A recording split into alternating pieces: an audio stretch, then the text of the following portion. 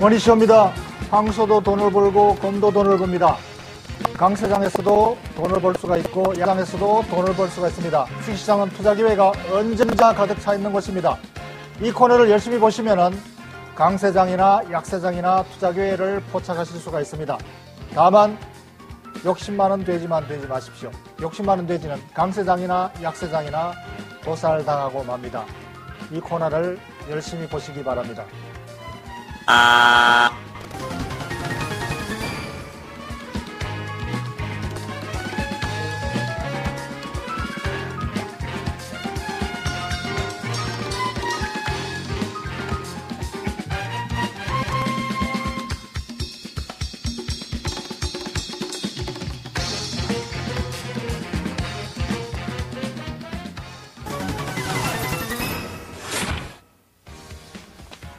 네, 코스피가 2140선에서 상승 출발했습니다. 미국발 훈풍이 호재가 된 것 같은데요.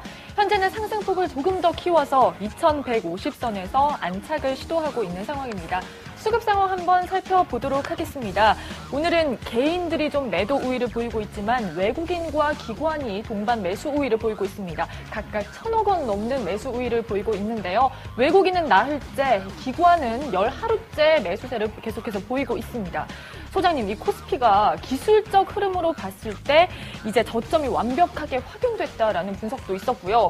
또 글로벌 경기 지표가 좀 나아지면서 자신감으로 안도 랠리를 이어가고 있는 것 같은데요. 소장님 생각도 동의하시나요? 일부는 동의하지만 완벽하게 강세를 확인했다 이런 건 주식시장에 없습니다. 네. 그런 얘기를 하는 그 차트쟁이들은 약세장에서 완벽하게 하락을 확인했다 이렇게 얘기하는 사람들입니다. 하지만 그러니까, 상승 기조는 이어갈 거라고 보시나요? 그렇죠. 여러 가지 수급상으로 또는 펀더멘털 지표상으로 종합적으로 강세 랠리가 이어갈 가능성이 굉장히 높아졌다. 이렇게 볼 수는 있죠. 네, 오늘 업종 중에서 IT주가 좀 높은 상승률을 보이고 있잖아요. 기관, 외국인들이 순매수 종목으로 1위 하이닉스가 계속해서 차지를 하고 있고 삼성전자도 사들이고 있고요. 지금 이 실적 우려에 대한 우려감이 많았잖아요. 그렇죠. 그 역작용이죠. 실적 우려감으로 인해서 지나치게 주가가 떨어지는 것들이 복원을 하는 과정에 있다고 봅니다. 그러니까 기관들은 지금 한창 잘 나가는 에너지주, 경기 관련주들이 많이 있지만 특히 IT주의 수급이 그래도 강한 이유는 2분기 실적에 대한 또는 실적에 대한 실망은 어느 정도는 예상하고 있지만 주가는 그보다도 훨씬 더 많이 빠졌다. 그렇기 때문에 이제는 2분기 실적이 이미 예상됐기 때문에 선반영됐다. 한정됐기 때문에 IT는 이제 앞으로 3분기 이후를 봅니다. 그렇다면 3분기 이후를 본다면은 지금 저점에서 매수 기회고 박앤셀 기간이라고 보거든요. 박앤셀 기간이라고요? IT주 계속해서 좀 상승할 것이다라고 그렇게 보시는 보는 거죠. 거네요. 주가가 그만큼 많이 떨어졌기 때문에 메리트가 커진 것이죠. 네, 매수 기회라고 하셨습니다. 현대 기아차 살펴보도록 하죠. 현대차 3인방 오늘 동반 상승하고 있습니다. 현대차는 이제 2분기 실적 베스트 종목으로 꼽히기도 했습니다. 소장님께서도 현대차 상당히 좋게 보셨잖아요. 예, 현대차는 2분기 실적에 대한 기대를 배신하지 않을 종목. 기대가 너무 높아져서 기대를 배신할 가능성이라면은 너무 많이 나갔기 때문에 조금 조심스럽습니다만 자동차는 기대를 많이 했지만 그 기대를 배신하지 않을 충분한 호황을 지금 보이고 있고 또 장기적으로 접근할 충분한 가치가 있다. 그런가요? 그렇습니다. 근데 개인 투자자 중에서는 너무 잘 가고 있으니까 진입을 언제 해야 될지 좀 걱정을 하시는 분들도 그렇습니다. 있을 것 같습니다. 예, 그렇기 때문에 원칙이 있습니다. 이런 잘 가는 종목은 길게 봐야 된다. 그러니까 단기적으로 조정을 겁낸다면은 들어가실 필요가 없습니다. 그러나 단기적인 조정하더라도 길게 볼 때 확신이 든다면은 지금 고점이라도 들어가야 되는 것이죠. 다만 한꺼번에 들어가면 안 됩니다. 분할로 일단 강세장에서 들어가고 싶으면은 3분의 1만 들어가야 됩니다. 그래서 그러면은 뒤에 조정 없이 계속 가버리면은 그냥 3분의 1만 가지고 가는 거죠. 그렇지만 조정의 기회는 또 얼마든지 있습니다. 그때 또 3분의 1을 추가로 매수하고 이렇게 해서 장기적으로 포지션을 구축해가는 전략으로 지금 강세장에 들어가도 좋습니다만 단기 트레이딩 하는 분은 지금 들어가면 안 됩니다. 단기 트레이딩 하는 사람은 언제나 조정시, 약세장에 할인 세일을, 박앤 세일할 때 들어가야 되죠. 지금은 비싸게 부를 때죠. 지금은 오늘은 비싼 가격입니다. 그렇다면 단기적으로는 괜찮은 전략인 것 같습니다. 네. 외환은행 살펴보도록 하겠습니다. 대규모 배당 소식이 전해지면서 오늘 외환은행 하락세입니다. 4% 넘게 하락을 하고 있는데요. 사상 초유의 분기 배당으로 최대 주주 론스타가 막대한 이익을 빼가게 돼서 이제 고배당 논란이 되고 있잖아요. 네, 계속해서 이렇게 하락세를 탈까요? 외환은행은 6월 28일까지 배당 매력이 있었습니다. 단기적으로 트레이딩할 가치. 그렇죠. 네. 6월 28일까지. 그러나 그 이후에는 배당락이 되기 때문에 오늘은 그 배당락이 실질 이상으로 많이 배당했다는 것 바람에 덜 배당한 낙이 추가적으로 더 떨어지는 것이죠. 그렇다면 지금은 만약에 찐빵을 안고를 깨버리고 찐빵을 싸게 준다고 할 때 사겠습니까? 맛없는 찐빵은 안 사지요. 그러니까 외환은행은 지금 안고 빠진 찐빵이 되어버렸습니다. 일단 단기적으로는. 그렇군요. 그래서 단기적으로는 메리트가 별로 없어진 거죠. 단기적으로는 그렇다는 거고, 하지만 이 펀더멘털 훼손이 제한적일 것이라는 의견도 있었습니다. 장기적으로는 괜찮다는 말씀이세요? 장기적으로는 외환은행 아니라도 종목이 많습니다. 은행주. 구태여 안고 빠진 찐빵에 집착할 필요는 없습니다. 네. 반면에 하나금융지주 한번 살펴보도록 할게요. 오늘 상승세 보이고 있습니다. 외환은행 인수 가능성이 높아지고 있다라는 거 호재 때문에 강세인데 하나금융은 어떤가요? 하나금융은 사실 이번 문제 때문에 주가가 과도하게 떨어졌기 때문에 그 복원 괜찮다. 그렇죠. 예. 그러니까 복원의 가치가 이 안고 빠진 것만큼 덜하지만 그래도 기존에 훼손됐던 거는 이제 조만간 복귀할 가능성이 많다. 그런 측면에서 외환은행은 부정적이지만 하나금융지주는 그래도 긍정적인 편이죠. 6월 말 이전까지는 오히려 하나은행이 부정적이고 외환은행은 단기 모멘텀이 상당히 컸다고 본다면 지금은 반대로. 반대로. 그렇군요. 평창 올림픽 관련주들 한번 살펴볼게요. 오는 6일 수요일이죠. 개최지 선정을 위한 IOC 투표를 앞두고 오늘 관련주들이 모두 상승세 보이고 있습니다. 네, 디지털 텍은 오늘 상한가를 기록하고 있는데요. 예, 이런 테마주들은 원칙이 있습니다. 이런 것들은 이제 단기 테마이거든요. 그때 뉴스가 나올 때 뉴스 플레이. 그렇기 때문에 이런 회사들은 뉴스가 나온 그 다음 날 강세에 파는 것이 기본적인 트레이딩 전략이고요. 그렇습니다. 2일째 이슈가 터진 2일째 매도다. 그러니까 이슈가 터져서 오늘 매수 들어간다면 별로 좋은 게 아니죠. 내일 매도할 텐데 내일 반드시 올라서 매도한다는 보장이 없습니다. 내일 주가가 떨어져서 매도할 수가 있습니다. 그렇기 때문에 이슈 플레이는 그 전에 미리 우연히 좋게 운이 좋게 들어갔다면 이튿날 둘째 날 매도. 그러나 이미 뉴스가 시장에 나왔을 때는 접근 안 하는 것이 좋습니다. 테마주들이 다 그렇겠죠. 줄기세포 관련주들도 오늘 상승세를 보이고 있는데 마찬가지로 보시는 거죠. 줄기세포 치료제가 오늘 정식 판매가 허가가 됐다라는 소식에 강세를 보이고 있습니다. 만약에 줄기세포주가 실질적으로 내용이 있고 또 성공 가능성이 굉장히 본인 스스로가 투자자 스스로가 자신을 한다든가 매우 좋은 정보를 개별적으로 입수했다든가 이런 경우에 배팅하는 것은 괜찮습니다. 그러나 시장의 재료 뉴스에 의해서 나오는 것은 매우 제한적으로 접근해야 된다. 그리고 이런 테마 플레이는 단기적으로 접근해야 되고 뉴스가 발생했을 때는 매도로 오히려 접근하는 것이다. 이것이 원칙입니다. 네, 테마주에 유의해야 할 점도 짚어주셨습니다. 소장님과 함께 시황 정리해봤습니다. 계속해서 이어집니다.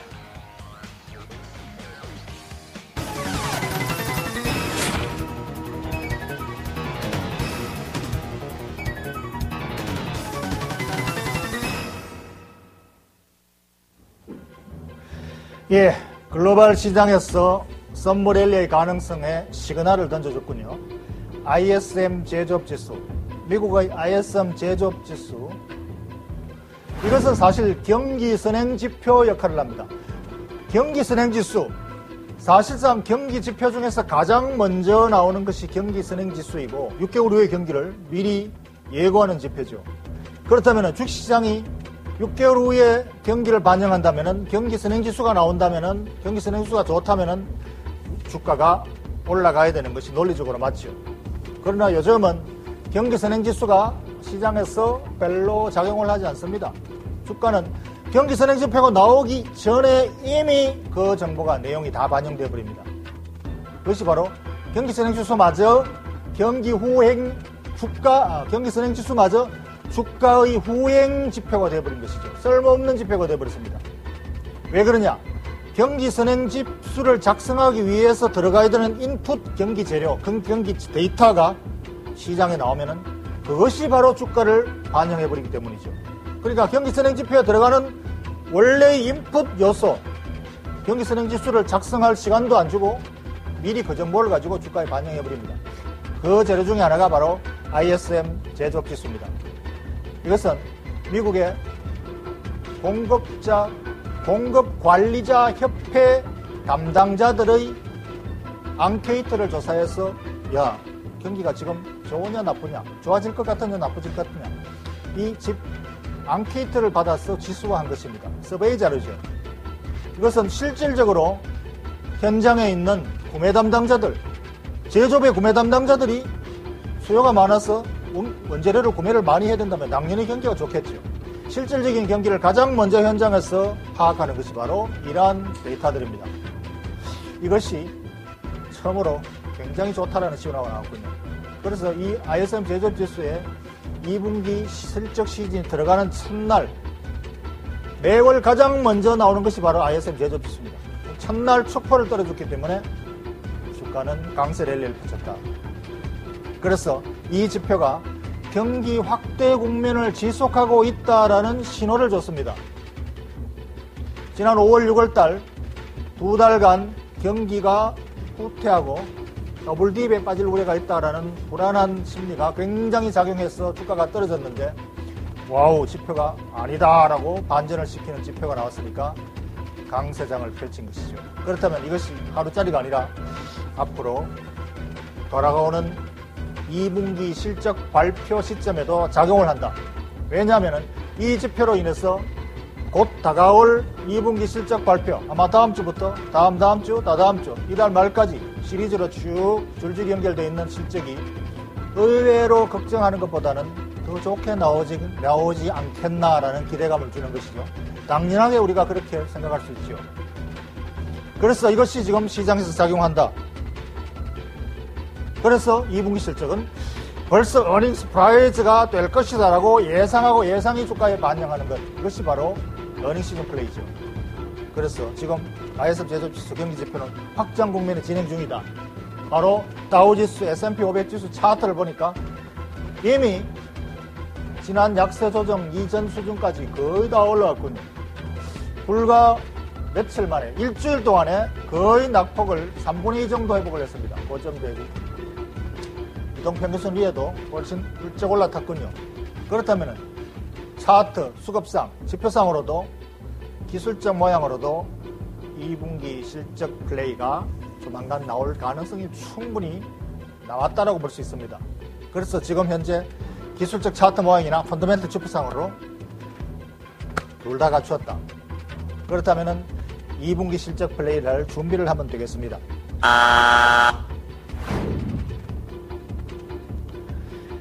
이러한 것들이 또다시 경기 선행지표로 확인시켜주는 것이 바로 상품시장입니다.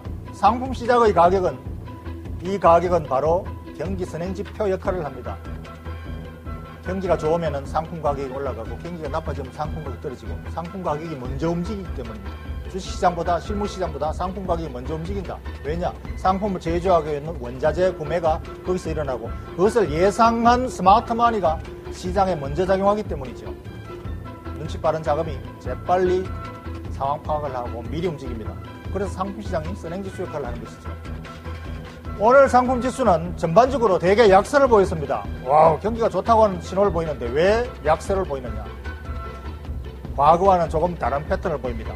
상품시장이 의외로 약세입니다. 금 가격도 떨어지고 은 가격도 떨어지고 농산물 가격도 막 떨어집니다. 이것은 지금 상품시장이 최근의 강세가 경기를 좋게 본 스마트머니가 지나치게 자금이 몰려서 투기 수요가 몰렸다는 것을 확인시켜주는 것이죠. 그래서 지금은 경기가 다시 좋아지더라도 상품시장의 버블은 해소되는 국면에 있다. 지금 미국이 상품시장 버블 빼기에 타겟을 잡고 있습니다. 그 전초전을 한 것이 바로 은시장이었고 그 다음 국제 유가를 떨어뜨렸죠.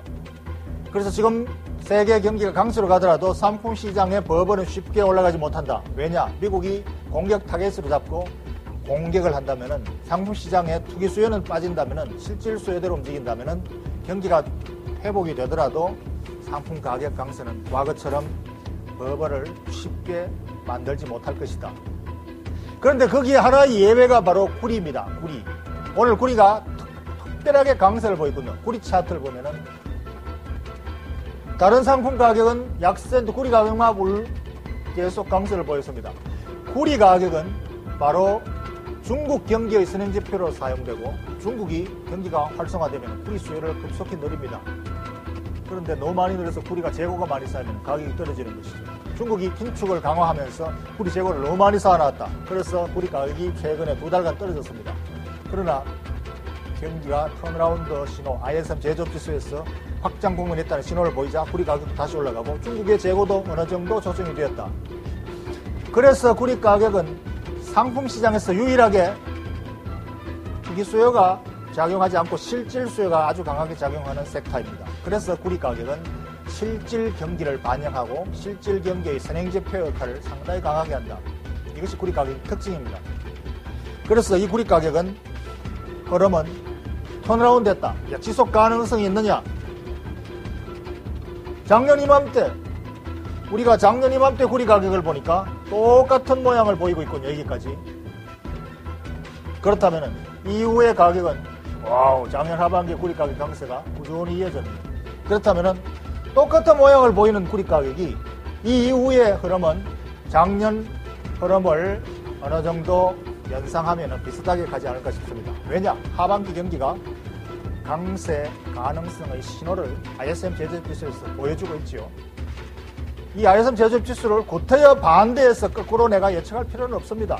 보여주는 그대로 우리가 받아들이면 되는 것이죠. 그렇다면 이 구리 가격 강세는 바로 중국 경기의 강세 전환을 의미하고 바로 세계 경기의 확장 국면의 지속성을 예고한다. 그렇게 받아들이고 우리가 투자에 대응하면 된다. 보는 것이 믿는 것이다. To see is to believe.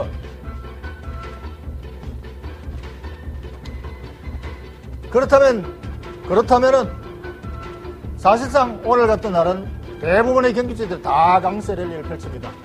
이 강세 랠리에 그냥 보유 포트폴리오를 유지하고 강세를 즐기면 됩니다. 구태의 강세장에서 추가 매수해서 추가로 따라붙을 필요는 없습니다. 욕심 많은 돼지죠, 그래서. 그러나 내 포지션이 지나치게 낮다면은 추가적으로 매수를 해야 되는데 뭘 매수해야 좋을까? 장기적으로 접근해야 됩니다. 장기 성장주 쪽으로 접근해야죠.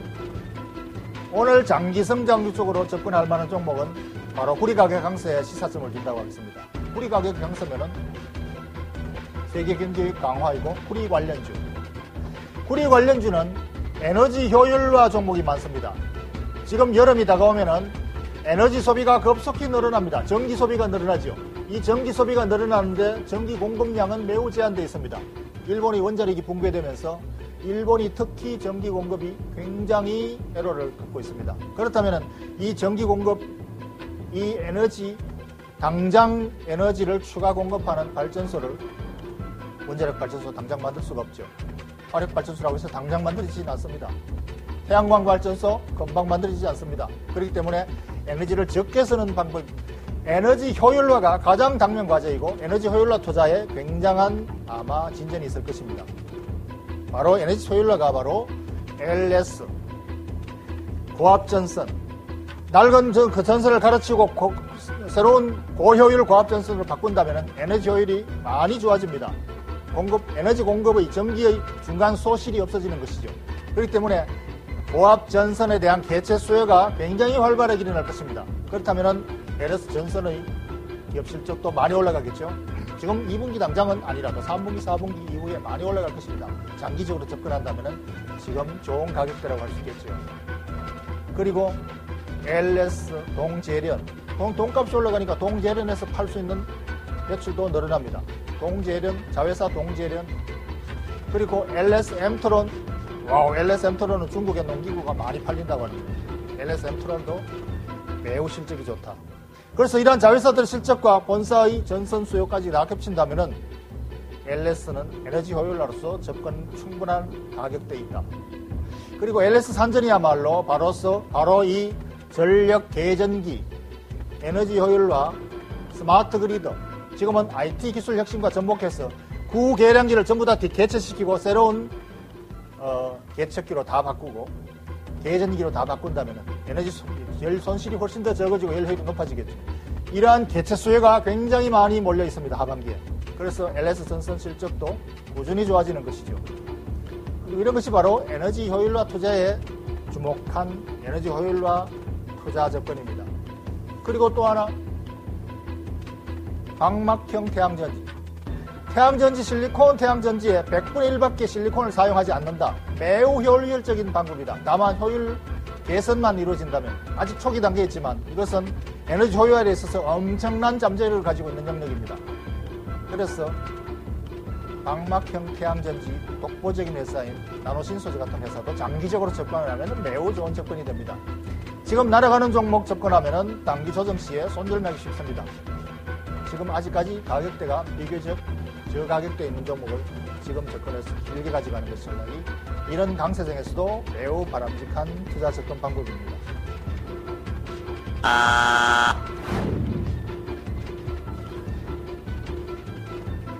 자, 포인트 정리하겠습니다. 이제 7월은 2분기 실적 시즌입니다. 2분기 실적 시즌 플레이.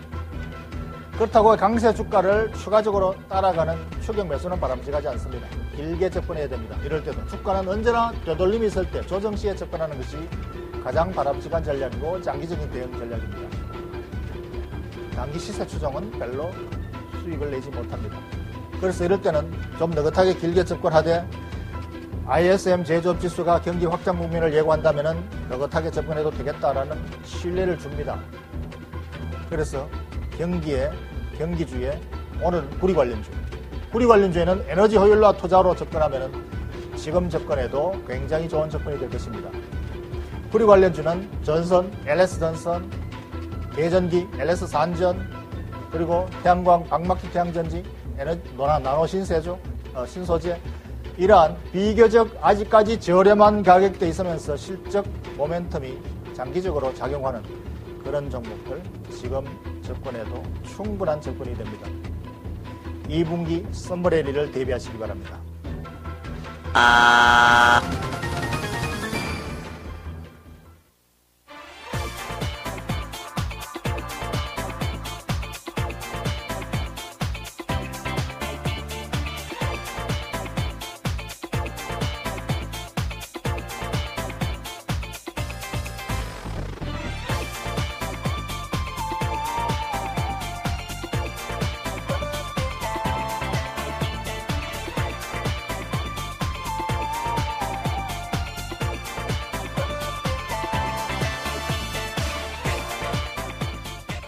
이 종목 투자자한테 참 좋은데, 진짜 좋은 종목인데 어떻게 표현할 방법이 없네. 이 종목 머니쇼에서 가르쳐드리겠습니다. 냉철한 분석과 확실한 판단으로 무장한 개미의 동반자 박준호. 주식시장은 장기적인 관점에서 봐야 됩니다.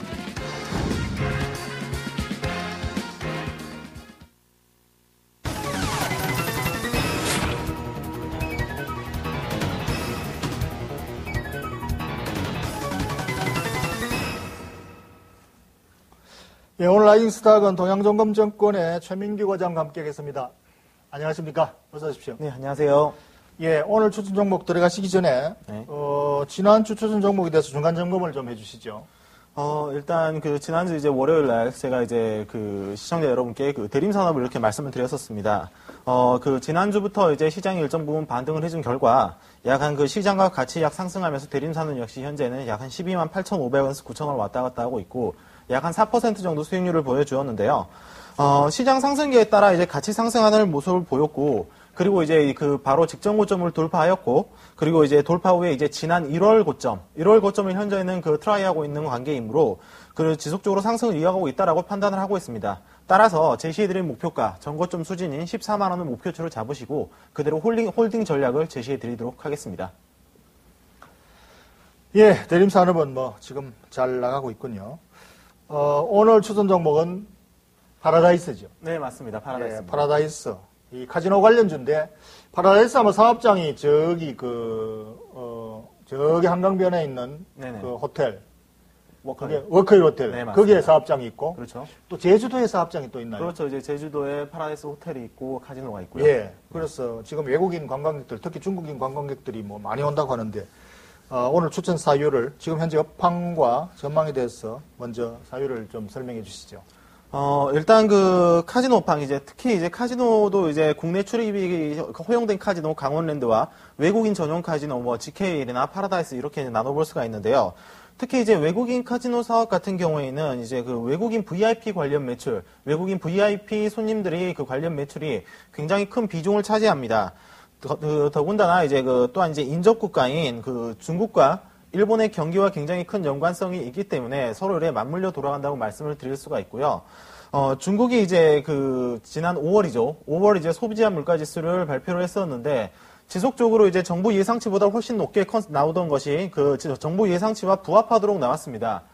이제 이러한 그 지표의 그 뜻은 숨어있는 의미를 한번 재해석을 해보자고 하면은 정부가 지속적으로 굉장히 지준율을 높이고 그다음에 대출을 억제하고 금리를 인상시키면서 긴축 정책을 굉장히 강하게 써왔던 이러한 측면이 일정 부분 좀 먹혀 들어가고 있다라고 해석을 할 수가 있기 때문에 추후에도 지금까지의 강력한 그러한 긴축 정책은 지속될 수는 없다. 일정 부분 장기간 지속될 수는 없고 지속적으로 그 긴축의 강도가 약해질 것이다라고 생각을 할 수가 있습니다. 그렇다라면은 이제 이러한 시점 하반기를 보고 그 중국 관련주, 특히 이제 중국 소비 관련주들에 조금 한번 눈을 돌려봐도 되지 않을까라고 생각을 하고 있습니다. 예, 뭐 중국 소비 관련주 중에서도 아마 이 부자들이 네네. 한국 관광을 많이 오고, 네 맞습니다. 또 관광 와서 이 카지노 배팅을 많이 할 것이다. 그렇죠. 예, 그래서 이게 아마 모멘텀이 되고 네네. 현재 중국 업황이 여전히 속도는 조금 조절하고 있지만 여전히 호황 국면이고 또 하반기 긴축이 속도가 또 고삐를 조금 늦춘다면은 네네. 다시 또 강세를 이어갈 가능성이 많아서 매우 좋은 투자 포인트 같습니다. 그런데 이 회사 지금 외국인 전용 카지노인데 상장 회사 2개 중에서 파라다이스, GKL 두 회사가 있는데 네 맞습니다. 이 두 회사 중에서 구태여 이 파라다이스를 선택한 이유가 경쟁력 면에서 특별한 이유가 있는 건가요? 이제 그 실적에 대한 신뢰성입니다. 이제 GKL 같은 경우에는 올해 이제 그 주가가 바닥을 치고 지속적으로 굉장히 빨리 반등을 하고 있지만은 작년도의 실적이 생각보다 굉장히 많이 안 나왔거든요. 예. 하지만 이제 파라다이스 같은 경우에는 작년도에 이어서 올해까지도 실적이 굉장히 좀 우상향을 보이면서 특히 이제 그 전년 동기 대비라든가 이렇게 전년과 비교를 해보면은 실적이 굉장히 크게 상승하는 건 모습을 좀 볼 수가 있습니다. 예. 때문에 GKL보다 파라다이스 실적이 우수한 이유가 특별한 이유는 뭐 어떤 면에서 있어요? 특별하게 어떤 다른 경쟁력이 있다라고 생각을 하고 있지는 않고요. 하지만 이제 마케팅 측면에서 중국이 특히 이제 굉장히 큰 비중을 차지하는 이제 VIP 관련 이런 중국 고객들 유치에 GKL보다 상대적으로 좀 성공했다라고 말씀을 드릴 수가 있습니다. 예. 그러니까 좀 부자 큰 고객 선점을 많이 확보하고 있군요. 네, 맞습니다. 예. 그렇다면은 이 회사의 그 실적에 비교한 투자 메리트를 어느 정도로 지금 판단하고 계십니까? 동사의 1분기 실적을 한번 살펴보면요. 그 전체 이제 매출액 중에서 중국이 약 한 25%, 그리고 약 한 일본이 25%, 그리고 약 한 중국이 한 46% 정도의 그 전체 이제 관광객 수 중에서 그 정도의 고객 수를 현재는 차지를 하고 있습니다. 일본 관광객보다 중국 관광객이 훨씬 더 많군요. 그렇죠. 거의 이제 한 2배 정도 된다라고 생각하시면 될 것 같습니다. 예. 그리고 뭐 1인당 배팅하는 금액도 중국 사람들이 통이 클수록 훨씬 더 크다면서요? 그렇죠. 이제 1인당 이제 베팅하는 그 규모도 일본 쪽보다는 중국 쪽이 훨씬 더 현재는 더 크다라고 말씀을 드릴 수가 있고요. 더군다나 이제 그 중국 관광객들의 이제 비자를 발급받는 요건이 완화가 되고 더군다나 이제 이러한 접근성이 굉장히 가깝기 때문에 중국인들의 이제 그 방문 증가 추세는 지속적으로 이제 이어질 거다라고 그렇게 생각을 하고 있습니다. 때문에 이제 그 게임을 하는 고객 수도 작년 대비해서 약 한 15% 이상 굉장히 증가를 했고요. 2분기 이제 실적 역시 그 매출, 영업이익 모두 굉장히 좀 큰 폭으로 성장을 할 걸로 예상을 하고 있습니다. 더군다나 이제 또 하나의 모멘텀으로 이제 올해 이제 그 워커힐 쪽이죠. 워커힐 쪽에 있는 카지노를 현재는 확장을 논의를 하고 있는데 대략적으로 약 한 40%에서 70% 정도 현재 규모의 그 정도를 그 확장을 예상을 하고 있어서 보수적으로 생각을 해서 50% 정도만 확장을 한다고 할지라도 올해 현재부터 이제 1년 후에 그 약 한 EPS가 1년 후 포워드 EPS가 약 한 700원 정도로 예상을 하고 있는데 이러한 700원 정도는 워커힐의 확장을 배제한 EPS로서 만약 올해 내에 그런 확장 논의가 확정이 된다라고 하면은 EPS 부분 충분히 늘어날 수가 있을 거라고 생각을 하고 있습니다. 따라서 이제 동사의 메리트는 이제 쉽게 말씀드리면은 그 워커힐 카지노 확장과 그 다음에 중국 경기가 지속적으로 긴축을 줄여나가면서 향후보다 좀 더 살아날 것이다. 이렇게 말씀을 드릴 수가 있고요. 1분기, 그 워커힐 확장을 제외한 1분기, 1년 이제 EPS는 700원으로 제시를 하고, 게임 레저 산업의 평균 PER 12배 정도를 적용을 해서 목표가는 약 한 8,400원 정도로 제시를 해드리도록 하겠습니다. 목표가 8,400원 정도는 아까 말씀드렸던 PER 12배 정도로 업계 평균 PER 정도로 굉장히 이렇게 공격적이진 않다라고 말씀을 드릴 수가 있고요. 그리고 이제 손절가는 바로 직전 저점이죠. 직전 저점이었던 손절가 6,600원 정도를 제시해 드리도록 하겠습니다. 예, 지금 현재 가격보다 훨씬 더 높은 투자 가치가 있다. 예, 이렇게 정리를 했습니다. 리스크 요인을 한번 진단을 해보죠. 외국인 카지노는 뭐 정부 규제를 좀 받고 있어서 정책 리스크도 좀 있고, 그래서 최근에 이 강원도 국내 내국인 전용 카지노에 뭐 외국인도 허용할 수 있다라는 시사성 있는 발언도 나왔고, 네네.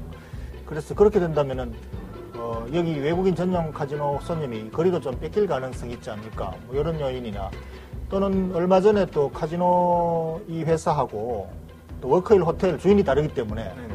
딴 데로 옮긴다 만다 뭐 그거 가지고 소송도 한때 있었던 거고, 이러한 그 정책적 요인들 이런 것들이 부담이 되지 않을까요? 이제 다 봉합이 된지 모르겠습니다. 아마 이번에 정축을 한다 그러니까 기계를 더 늘은다고 하는 거 보니까 서로 타협이 다 된 모양입니다만은, 네, 예, 그런 것들 한번 점검해 주시죠. 일단은 소장님께서 말씀하셨던 그 워커힐과의 문제는 지금 현재 일단락이 된 상태고, 이제 오히려 그 굉장히 손님들이 많다 보니까 그 말씀드린 대로 사업장을 약 한 40%에서 70% 정도 올해 내로 이제 늘리려고 현재는 그 협의 논의를 중이고요. 그리고 이제 정책적인 문제는 그 오히려 이제 비교를 해보자면 그 GKL이나 그 파라다이스보다 이제 강원랜드 쪽 국내 이제 카지노를 이용하는 고객들한테 그쪽은 이제 매출 총량 규제라는 게 있거든요. 하지만 파라다이스나 GKL은 외국 손님들을 위주로 하므로 매출 총량 규제가 없습니다.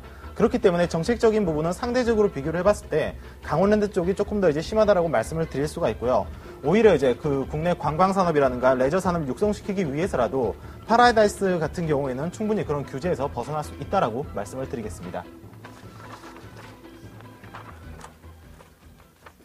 예, 오늘 좋은 말씀 감사합니다. 예, 수고하셨습니다. 네, 감사합니다.